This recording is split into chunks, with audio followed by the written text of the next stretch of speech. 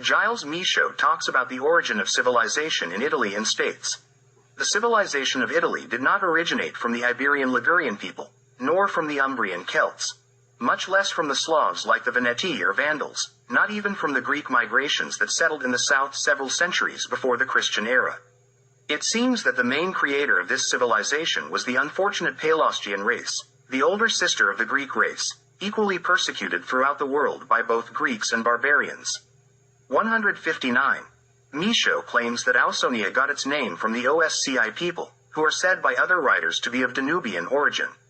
Michaud further states, "Almost the entire coast of Italy was inhabited by Pelasgians, initially by Pelasgians from Arcadia, Enotrians and Peucetians, and later by Pelasgians from Tyrrhenia, Lydians. The Pelasgians founded Ravenna and Spina, which was the old Venice. Rome should remember its Pelasgian origin. Didn't Rome itself claim that Aeneas brought to Latium, after the fall of Troy, the lictors and the sacred fire of the Vestals? Didn't Rome honor Samothrace as its mother, Samaras? Mantua was a Racinian settlement, and its poets lamented the fall of Troy and saw its resurrection in the foundation of Rome. Hesiod wrote that Circe had 2 sons with Odysseus. Latinos had Agrius, the barbarian. It is believed that the Racini were descended from Agrius, and Agrius is a similar name to Serbios, as we have already demonstrated and is supported by multiple instances and examples. This is another piece of evidence that the Racini were also called Serbs. According to Nibora, Ausonia was Campania and Latium, referred to as Opica by the Greeks. Nola was an Ausonian city. The Romans claimed that Ausonia was the land between the Apennines and the sea. According to Aristotle, the people called them by the name Opics, and the Ausonians were part of the Opics. Benevento also belonged to the Ausonians. Polybius and Strabo saw 2 different peoples among the Ausonians and the Opici. The former were the ancient inhabitants of Campania, and the latter were newcomers to the same land. After them came the Osci. Ausonia bordered the Racini, Sabini, also known as Samnites, from whom originated the Herpini, Caudini, Pentri, Frentani, and Saraceni, also mentioned as Caraceni. From the Sabines came the Enotri, Herpinians, Lucanians, Brutians, Donians, Peucetians, Iapyges, and Salatines. According to Servius Tullius, Nibora states that he was a Racinian leader named Mastarna, and when he settled in Rome with his army, he changed his name to Servius Tullius. Lucian writes this name as Servius Tullius, meaning that Mastarna, after becoming the ruler of Rome, took the name Serbius. To note another source, Casimir Schultz, as transmitted by Mrs. Lukovich, says, "The Illyrians and Thracians were of the same origin and had the same customs. The tribes that inhabited the Alps, eastern Italy, especially the Veneti, Noricans, Vindalicians, and the inhabitants of Raetia were of the same origin as they." 65.11.77. The same author states, "Once upon a time, the Illyrians settled the entire Adriatic coast from the Po River to the border of Apulia. Above the Veneti, in the mountains, lived peoples, blood relatives of the Veneti, Raeti, and Vindelici." 65.11.67. I haven't had access to Milan Budemir's works where he discusses the names and origins of Serbian tribes in Italy, but I am aware that he connected the names of Sabellian tribes with the name of the Serbs. Indeed, it is undisputed that the Sabelli were, in fact, the Sarbelli. There were 2 Serbian cities among the Sicels, Elam and Egesta. Diodorus described the tragic fate of the latter city, whose real name was Segesta. In the second half of the 4th century BCE, Agathocles, the Greek tyrant of Syracuse, attacked the city of Segesta, which at that time had 10,000 inhabitants and was officially his ally.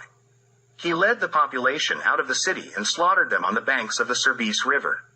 He subjected all the wealthy citizens to torture to reveal their hidden treasures.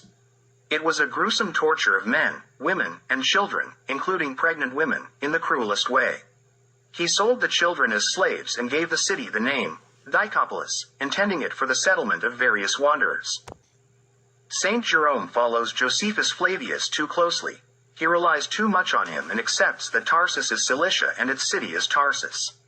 Eusebius does not adopt this. Instead, he says it is Tarsus, in Iberia, i.e., Tartessus. However, Jews never referred to Iberia as Tarsus, they called it Spain. This is another and later name for Iberia, which Jews adopted. If they had previously called that land Tarsus, they would not have changed the name.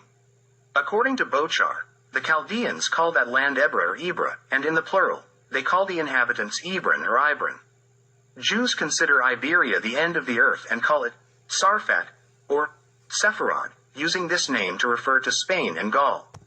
The Old Testament prophets mention Tarsus ships and merchants in several places. For example, regarding the prophet Jonah, it is said, "The word of the Eternal came to Jonah son of Amittai, saying, Get up and go to Nineveh, the great city, and cry out against it. For their wickedness has come up before me." But Jonah set out to flee to Tarshish from the presence of the Eternal. He went down to Joppa and found a ship going to Tarshish. He paid the fare, went on board, and set out to go with others to Tarshish, far from the presence of the Eternal. Jonah chapters 1-4. This tells us that the traffic between the shores of Palestine and the territories under the rule of the Racenes was not only commercial but also passenger transport. Since all the prophets speak only of Tarsus ships and not ships from other lands, the question arises, how long did the Racenes hold naval supremacy in the Pelagus? Eusebius provides the following account of naval supremacy. The Lude took naval supremacy from the Cretans around 1141 BCE and held it for 92 years. After that, the Pelasgians took it from them and held it for 85 years. Then the Thracians took it from them and held it for 79 years. The Racenes are the same people as the Lude, just like the Pelasgians and Thracians. They all together held naval supremacy for more than 250 years without interruption. Then, after a brief interruption, the Phrygians and Carians emerged as thalassocracies for another 106 years. Phrygia was a province of the Lude, and the Carians were the same as the Lude. Before them, the thalassocracies were the Cretans, who were again the same people. Jews and other peoples from the Middle East did not, reliably speaking, make distinctions between these tribes when they appeared at sea. For them, it was all the same, and they all referred to them as ships of Tarshish. This ongoing and continuous mention of ships of Tarshish can be understood in this context. The city of Tartessos was built on a small island formed by two branches of the Baetis River at its mouth. One of the river branches dried up, and the city was no longer on an island but connected to the mainland on one side. The Arabs named the Baetis River Wadi al-Kabir, and from that name, the modern name Wad al-Kivir emerged. The first Greek to reach Tartessos in Iberia was a certain Coleus from Samos in 639 BCE. The Greeks recorded this as one of their important events.